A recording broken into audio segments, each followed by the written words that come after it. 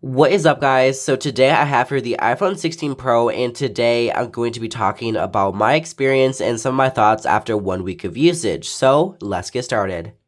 Okay, so right off the bat, it is 1:24 a.m. So yeah, if this review is kind of a little bit off, I'm sorry about that. Hopefully my next one will be better. If it's too bad, I'm just going to not post it. But yeah, let's get into the review.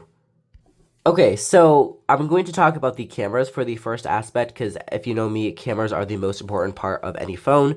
So we have three cameras. We have a main 48 megapixel sensor, a 48 ultra wide, a 12 megapixel 5x tetra prism telephoto lens.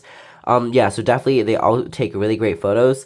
So this year, probably the biggest thing with the cameras besides the new 48 megapixel fusion lens is the new camera button or the camera control button. So honestly, it's actually really great to use. I found it really useful for like switching between different modes. It does take a little bit of getting used to, but once you get a hold of it or get a hang of it, it's actually really nice. And honestly, it's up to you, obviously, if you want to use it.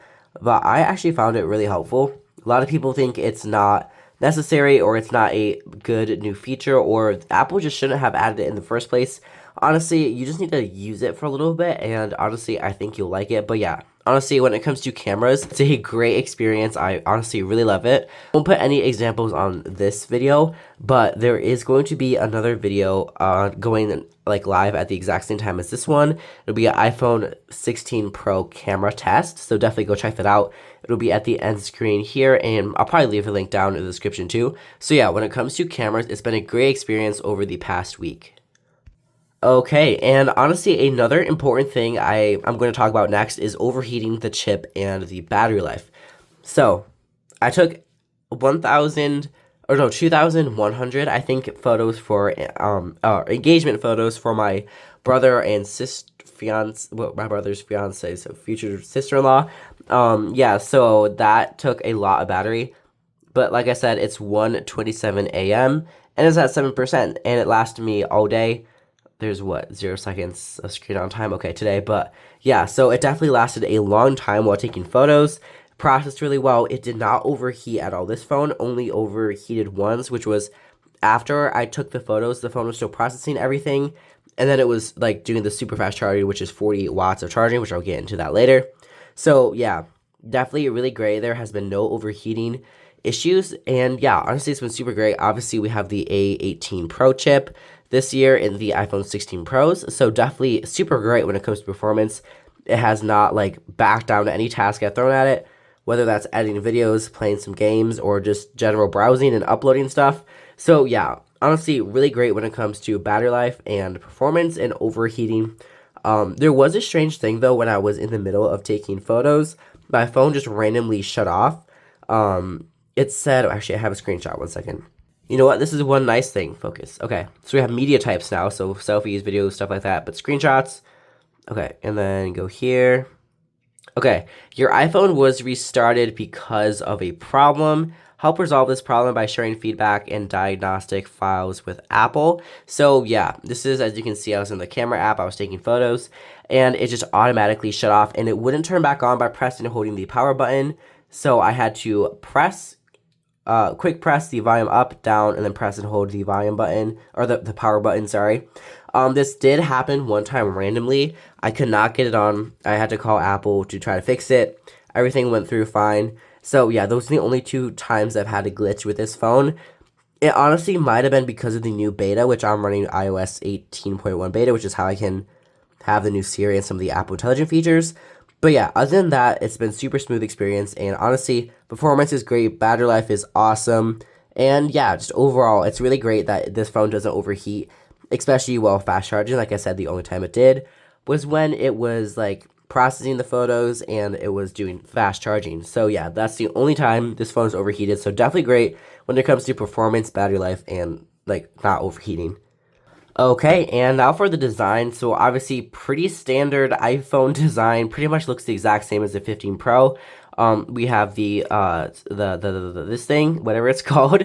We have the action button, volume button, still obviously power button, clearly the new camera button, camera control button, which is what I was talking about before.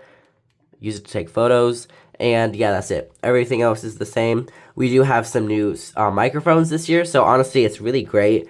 You can change the like quality of the microphones, I guess, to different like moods, like cinematic, focus more on voices. Studio, honestly, it sounds really great. It honestly, yeah, it sounds awesome. I really like it for filming videos. It makes it sound more studio-ish, I guess. But yeah, so honestly, it's really great.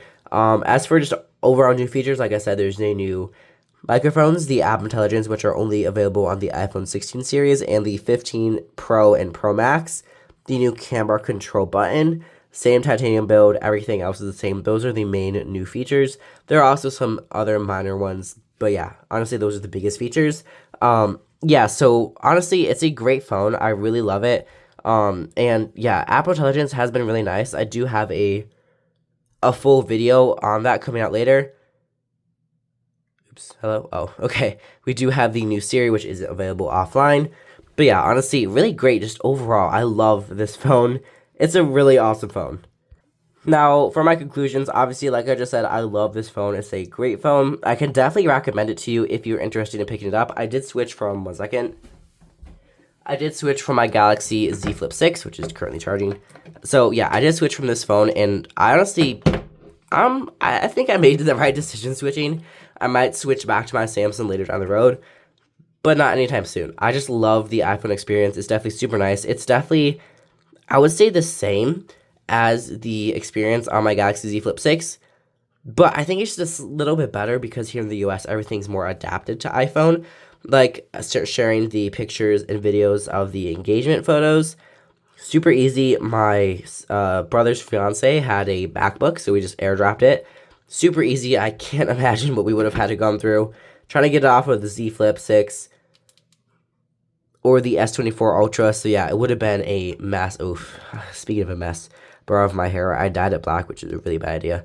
Anyway, but yeah, so yeah, when it comes to the iPhone 16 Pro, it's been a great experience. Honestly, I really love it, and I can definitely recommend upgrading to it. Some of my friends have the iPhone 12 Pro, and they said that they're going to get the 16 Pro or regular 16 because it's about time for an upgrade. So yeah, I would say the iPhone 13 Pro or 13 series, or even the 14. So the 13 and 14 series, and beyond, you definitely upgrade to the iPhone 16. It's a great year to upgrade. But if you have the 15, there's honestly really not much of a difference. But yeah, if you have an iPhone 14 and you don't think it's worth upgrading, you might want to, but you don't think it's worth it. It honestly definitely is. A lot of people say that there's absolutely nothing new with this iPhone, but there is a lot new. It's faster overall, just like speed for everyday tasks. Like, it's a lot like more efficient. We have the camera control button, which if you like that, it's great. It's awesome. But if you don't, okay, that's fine. Compared to the 14, we have the action button, something that none of the iPhone 14s had, and just honestly a lot of features that the iPhone 14 doesn't have. Like I said, great battery life, and honestly just overall a super, super great package. So yeah, definitely loving my iPhone 16 Pro. And as for pricing, we do, it's kind of a little bit pricier, starts out at $1,000. Yeah, but honestly, definitely super worth it. I'll leave some links down in the description. So yeah, thank you so much for watching this review. If you enjoyed it, it would mean a lot to me if you would consider subscribing to my channel. Check out this camera review on this phone. So yeah, thanks for watching, and I'll catch you in my next video, and I'll see you then.